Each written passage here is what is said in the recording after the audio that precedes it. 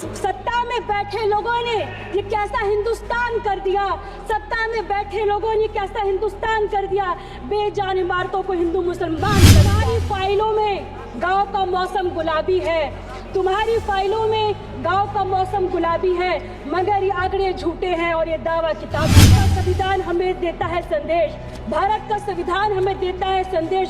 हम सब बाद में सबसे पहले सरकार ने संविधान की संस्थाओं पर निरंतर आघात करना जारी रखा, विकास के वादे पर विनाश की एक अंतहीन कथा रखी है। सरकार की नीतियां एक धर्म और प्राथमिकता देकर धर्मनिरपेक्षता को कमजोर कर रही है। असहमति जताने वाली को देशद्रोही कहा जाता और उनके खिलाफ हिंसा या धमकी को सही ठहराना आर्टिकल 19 धन्यवाद मुझे आज बोलने का अवसर देने के लिए। मैं सबसे पहले भारत के संविधान के रचयिता बाबा साहब डॉक्टर भीमराव अम्बेडकर जी को श्रद्धांजलि अर्पित करते हुए अपनी बात शुरू करूंगी। भारत का संविधान दुनिया का सबसे विस्तृत, सुंदर और अनोखा संविधान है। ये ऐसे भावनाओं के साथ बनाया गया है जो समानता, बंधुता और राष्ट्र एकता को बल देती है। आज जो मैं यहाँ खड़ी होकर अपनी बात कर रही हूँ, यह शक्ति हमें हमारे संविधान ने दी है। हमें गर्व है कि हमारी पार्टी के स्वर्गीय मुलायम सिंह जी और हमारी पार्टी के अध्यक्ष श्री अखिलेश यादव जी हमेशा संविधान के मूल्य की रक्षा की और सामाजिक न्याय के लिए संघर्ष किया। हमारे देश में हर नागरिक, चाहे जाति या धर्म कोई भी हो, खुद को सुरक्षित और शामिल महसूस करता है। लेकिन आज के दिन हमें यह सोचने की ज़रूरत है कि क्या हम संविधान के आदर्शों के अनुसार चल रहे हैं। 2014 से पहले भारत धर्मनिरपेक्षता, समानता और न्याय के प्रतीक था। 2014 से पहले सभी सरकारों ने संविधान का आदर किया था, लोकतंत्र, धर्मनिरपेक्षता को सुरक्षित रखा। पिछले 10 वर्षों से जब से एनडीए सरकार सत्ता में आई, इस सरकार ने संविधान की संस्थाओं पर निरंतर आघात करना जारी रखा, विकास के वादे पर विनाश की एक अंतहीन कथा रखी है। सरकार की नीतियां एक धर्म और प्राथमिकता देकर धर्मनिरपेक्षता को कमजोर कर रही है। असहमति जताने वाली को देशद्रोही कहा जाता और उनके खिलाफ हिंसा या धमकी को सही ठहराना आर्टिकल 19, आर्टिकल 21 सीधा उल्लंघन है। तुम्हारी फाइलों में गांव का मौसम गुलाबी है, तुम्हारी फाइलों में गांव का मौसम गुलाबी है, मगर ये आंकड़े झूठे हैं और ये दावा किताबी है। 2018 में लाए गए इलेक्टोरल बॉन्ड ने राजनीतिक फंडिंग में पारदर्शिता को खत्म किया, जिसे सुप्रीम कोर्ट ने असंवैधानिक बताया। कंट्रोवर्शियल कृषि कानून ने किसानों का विश्वास तोड़ा, उन्हें रद्द किया गया, लेकिन किसानों की समस्या आज भी अनसुलझी है।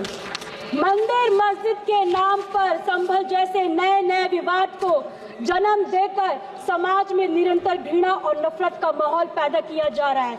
मगर मैं कहना चाहूंगी, सत्ता में बैठे लोगों ने ये कैसा हिंदुस्तान कर दिया, सत्ता में बैठे लोगों ने कैसा हिंदुस्तान कर दिया, बेजान इमारतों को हिंदू मुसलमान कर दिया। स्वतंत्र संस्थानों और मीडिया को दुरुपयोग किया जा रहा है। दलित की बेटी का अपहरण होना, उनका रेप कर दिया जाना, उनके शव को पुलिस द्वारा रात को पेट्रोल डालकर जला दिया जाना, उनके घरों में आग लगा दिया जाता, सभी घटनाएं 70 वर्ष के बाद भी हो रहा है।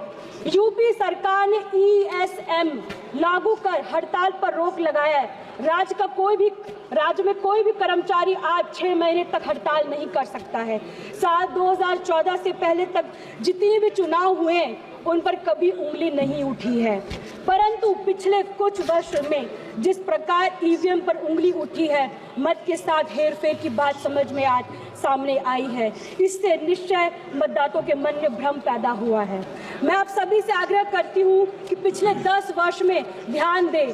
यह ऐसा दशक रहा जिसमें हमारे संविधान जो हमें एक राष्ट्र के रूप में जोड़ता है, को कमजोरी करने की कोशिश की जा रही है। हर दिन हमें ऐसे काम और नीतियों देखने को मिलता है जहां अधिकारों और स्वतंत्रता को छीनने का प्रयास कर रहे हैं। हमें याद रखना चाहिए कि हमारे प्रियम्बल ये हमारे सामूहिक सपनों और मूल्य का प्रतीक है। ये जस्टिस, लिबर्टी और इक्वालिटी की बात करते हैं। ये केवल शब्द नहीं है, बल्कि हमारे लोकतंत्र की नींव है। ये सिद्धांत हर नागरिक के सम्मान और गरिमा से जीने का अधिकार सुनिश्चित करने के लिए बने हैं। समाजवादी पार्टी पिछड़े, दलित, अल्पसंख्यक समुदाय के साथ मजबूती से खड़ी है। उनके अधिकारों को उत्थान करने का प्रतिबंध है और हम सुनिश्चित करते हैं कि उनकी आवाज़ हर राजनीतिक चर्चा में सुनी जाए। जाति जनगणना को हम सामाजिक और आर्थिक असमानताओं को दूर करने और समान अवसर प्रदान करने के लिए आवश्यकता मानते हैं। हमारा संविधान की मूल भावना है ये कि समाज के अंतिम पायदान पर खड़े व्यक्ति को मुख्य धारा से जोड़ना। हमारी पार्टी और हमारे नेता पीडीए के माध्यम से संविधान की उसकी मूल भावना को साकार कर रहे हैं।